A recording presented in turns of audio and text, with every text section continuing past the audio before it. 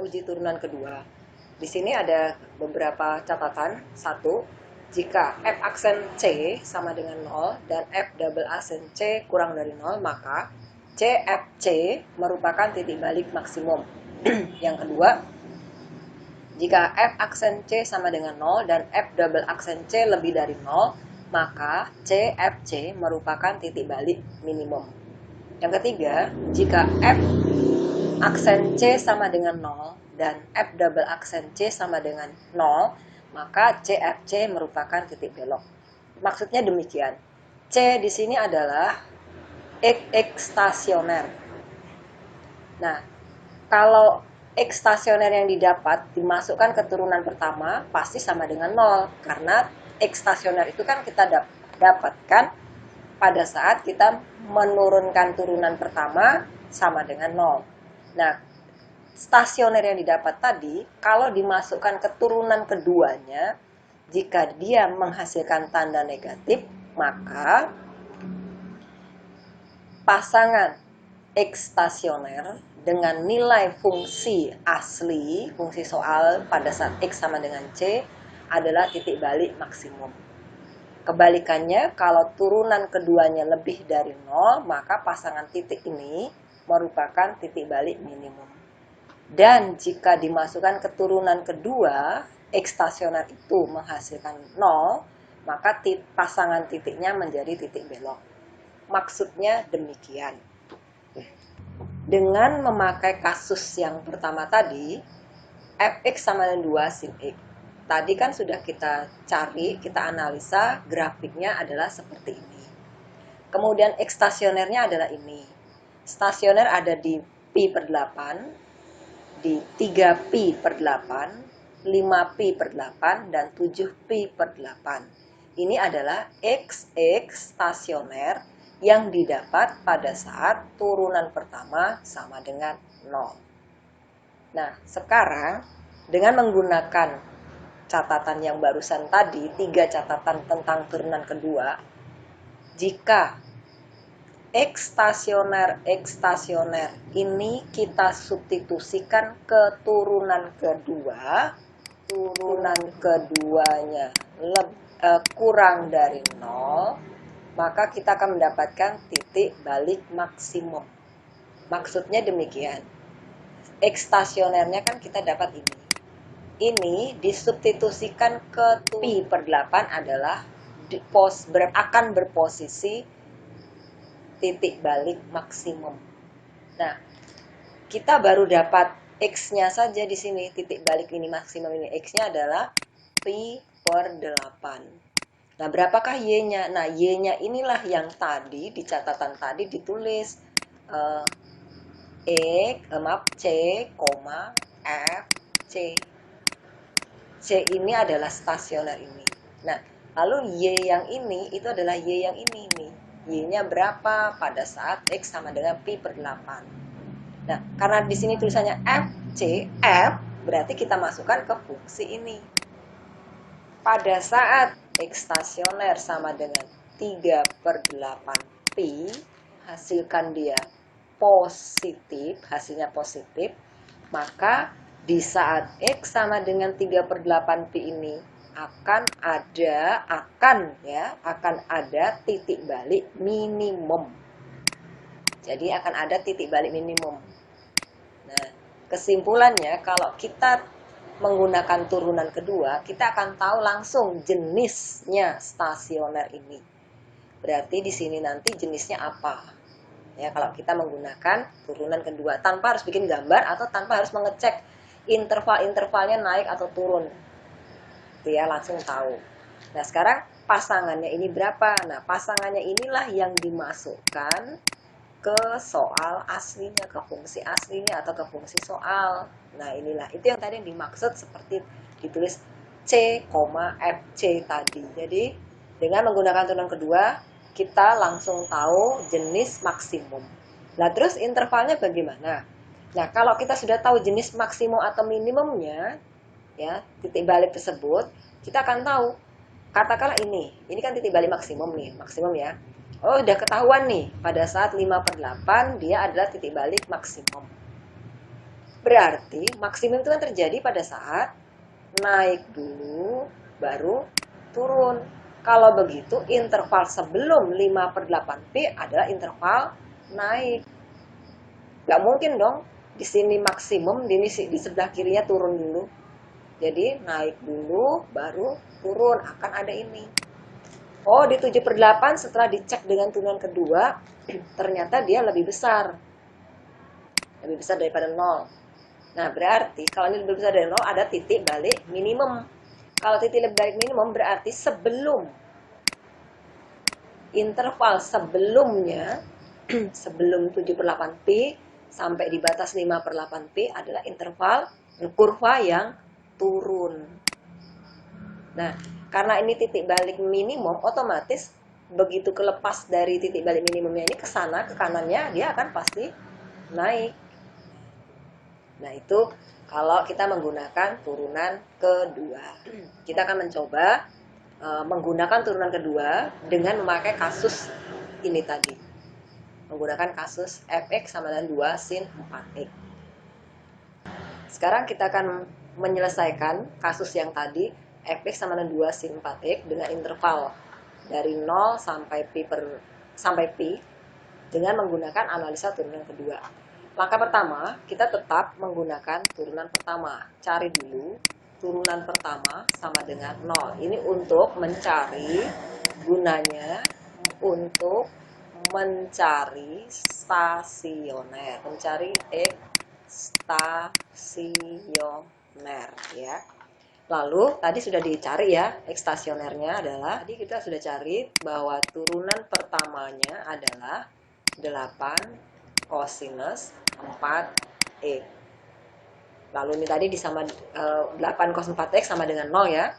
8 cos 4x sama dengan 0, maka didapat x sama dengan, tadi adalah x sama dengan pi per 8, 1/8 pi, kemudian 3/8. Ini adalah x stasioner ya. Kita dapatkan ini. Nah, sekarang dengan menggunakan analisa turunan kedua.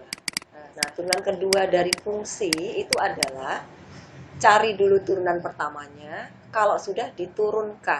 Nah, ya. Mencari turunan keduanya adalah turunan pertamanya diturunkan kembali. Kita dapat 8 cos 4x. Maka turunan keduanya adalah dengan menggunakan aturan rantai negatif 8 sinus 4x.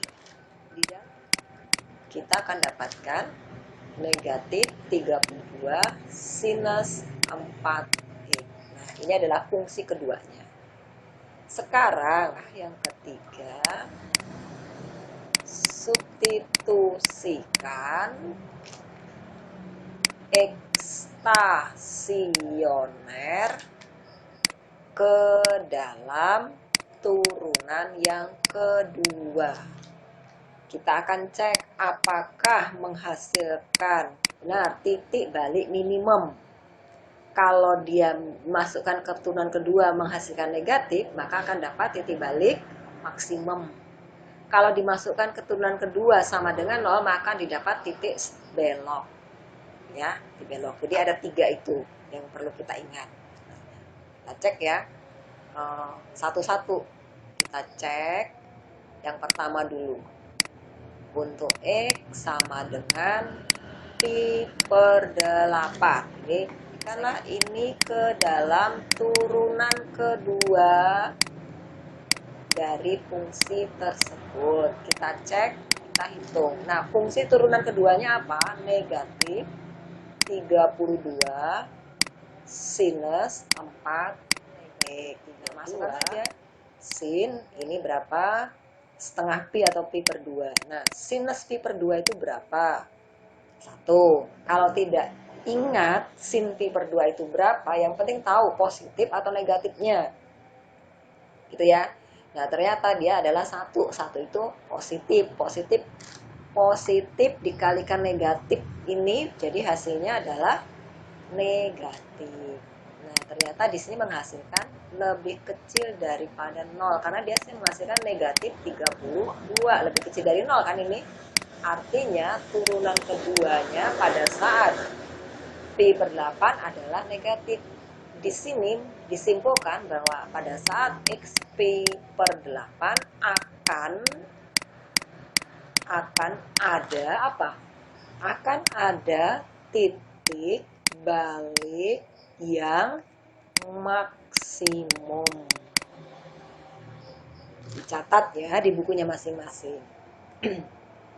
Nah, sekarang yang berikutnya cek lagi. Semua stasioner yang ada dicek. Ini pengecekan yang pertama.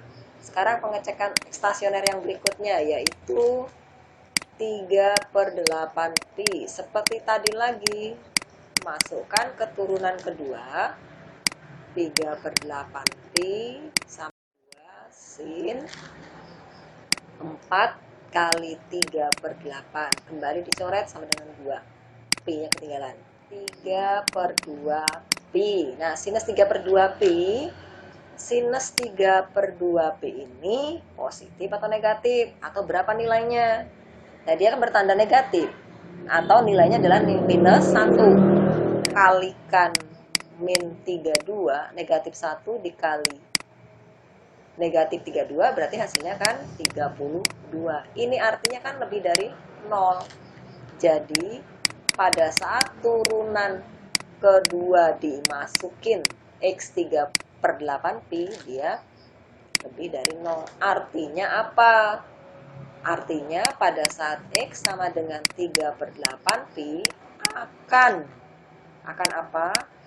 Akan ada titik balik. Titik balik apa? Titik balik minimum. Stasioner yang lainnya lagi. Stasioner yang lainnya adalah stasioner 5/8 Kembali dengan cara yang sama, disubstitusikan keturunan kedua sambil melihat-lihat tanda-tanda. Ini F berapa? Kalau hanya F tanpa ada aksen berarti fungsi yang semula. Kalau ada aksen, aksennya aksen berapa? Berarti turunannya ke berapa? Sekarang kita coba masukkan ini negatif 32 dikalikan sinus 4 dikali 5/8 Pi. Nah, ini dicoret lagi 2. Jadi, ini sama dengan negatif 32 kali sinus 5/2 Pi. Nah, tinggal cek sinus 5/2 Pi ini tandanya positif atau negatif. Sinus 5/2 Pi itu kan 2,5 Pi kan. 2 Pi lebih setengah kan. Lebih setengah Pi kan. 2 Pi-nya sendiri sudah 0. Sin 2 Pi kan 0. Tambahi setengah Pi, berarti dia bernilai 1. Sama dengan sin setengah Pi. Berarti sinus 5/2 Pi adalah positif. Positif kalikan negatif 32, maka dia bertanda negatif 32. Kurang dari 0, berarti pada saat X stasioner bernilai 5/8, maka dia kurang dari 0. Artinya apa di sini? Nah, di sini artinya pada saat X sama dengan 5/8 Pi akan ada apa? Akan ada titik balik maksimum. Akan ada titik balik maksimum. Nah, sekarang satu lagi. Dicek lagi, X sama dengan 7/8 Pi. Nah, untuk mengecek ini saya serahkan ke kalian. Bagaimana dengan nilai turunan keduanya pada saat 7/8 Pi? Apakah lebih dari 0 atau kurang dari 0?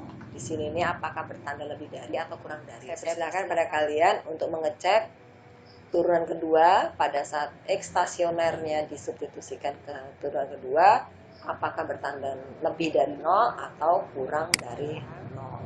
Kita sudah dapat X stasioner, satu sudah dapat. Yang kedua, kita sudah tahu jenis-jenisnya. Bagaimana dengan intervalnya? Intervalnya di mana naik ataupun turun. Nah, di sini kita bisa lakukan begini. Dengan menggunakan logika kita. Kalau kemarin dengan menggunakan turunan pertama kan kita harus cek tiap interval. Nah, di sini kita tidak ngecek tiap intervalnya, tapi kita menggunakan logika. Ini batas terakhirnya 0, lalu di sini ada pi per 8, kemudian ada, lalu ada 7 per 8 pi, dan terakhir nanti ada pi gitu ya. Ada pi di sana. Nah, logikanya begini untuk mencari interval. Tadi kalian sudah tahu, pada saat pi per 8, maka akan ada titik balik maksimum. Berarti kurva itu nanti akan ada di atas sumbu X. Gitu kan? Ada di atas sumbu X. Nah, katakanlah misalnya di sini maksimumnya. Nah, cuma kita belum tahu nilainya berapa. Ya, kita belum tahu nilainya. Tapi sudah tahu nih, ini pada saat ini adalah maksimum. Kalau maksimum, sudah tahu maksimum, berarti sebelum interval, sebelum pi per 8 ke kiri sampai di 0, dia kurvanya akan naik. Kurvanya akan naik. Itu kan logikanya kan? Nah, ini kurvanya akan naik. Karena ini tadi titik balik maksimum, berarti untuk X lebih dari pi per 8, pi per 8 lebihnya sampai mana? Ya, sampai batas yang pertama stasioner yang ada di sini, yaitu 3/8. Jangan sampai sini, karena ini ada batas nih. Otomatis dia akan turun. Logikanya kan begitu. Kalau udah maksimum, naik, mentok, turun kan dia. Nah, terus pada saat di pi sama di X stasioner 3/8 pi, tadi kita sudah dapatkan ya. Di sini kita tadi sudah dapatkan berjenis titik balik minimum. Balik minimum berarti ada di bawah. Nah, dari bawah, katakanlah di sini. Karena dia berjenis minimum, logikanya kurva itu tadi ini sudah turun ya, turun disambut ini tadi. Nah, disambutnya begini. Nah, berarti di sini juga turun. Lalu di sini akan naik. Jadi pada interval pi per 8 X sampai di 3/8 pi ya. Ini kurva apa? Betul, kurva turun. Dan tadi kita dapatkan X stasioner pi per 8, setelah kita hitung, substitusikan ke turunan kedua, dia ternyata kurang dari 0 hasilnya. Berarti artinya apa? Di X sama dengan 5/8 pi akan ada titik balik maksimum. Berarti di sini nanti akan ada maksimum. Nih maksimum.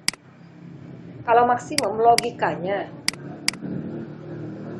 di antara pi per 3 per pi kan sudah tahu jenisnya turun. Nah, berarti di 3/8 pi sampai 5/8 pi kalau di sininya maksimum, sini pasti akan naik. Ya kan? Naik. Berarti logikanya pada interval 3/8 pi sampai kurang dari 5/8 pi, dia akan naik.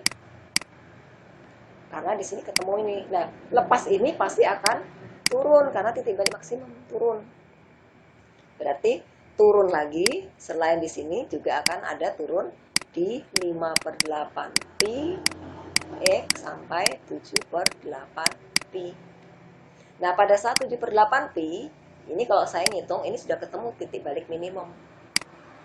Ya, titik balik minimum. Nah, lepas dari, karena ini titik balik minimum, berarti kan turun terus nih, nyambung dari sini. Sini turun terus disambut. Karena ini minimum, sambutnya harus turun dulu gitu. Nah, ketemu nih. Nah, lepas sana naik lagi.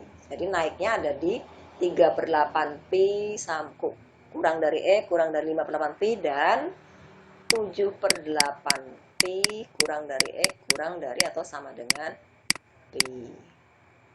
Nah, ini mungkin agak lebih mudah bagi kita untuk menganalisa, mencari interval naik, interval turun, titik puncak, maksimum ataupun minimum, jenis maksimum atau jenis minimum. Jadi dia lebih mudah.